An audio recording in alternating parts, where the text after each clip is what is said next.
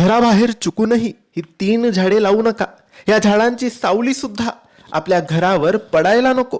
हे झाडं अशुभ मानली जातात. हे झाडं सुख समृद्धीसाठी हानिकारक मानली जातात. ही झाडं ज्या घराच्या समोर असतील त्या घराच्या मध्ये दुःख, अडचणी, संकट, समस्या, गरिबी, दरिद्री असेल. म्हणून ही 3 झाडं अजिबात तुम्ही तुमच्या घराच्या बाहेर लावू नका. आणि लावलेली असतील तर लवकरात लवकर ते तुमच्या घरापासून दूर करा. आता ही झाडं कोणती? तर मित्रांनो, पहिले झाड आहे ते म्हणजे चिंचेचे झाड. चिंचेचे झाड आपल्या घराबाहेर अजिबात असायला नाही पाहिजे, कारण या झाडावर वाईट शक्ती असते. म्हणून हे झाड अशुभ मानले जाते. दुसरे झाड आहे पिंपळाचे झाड.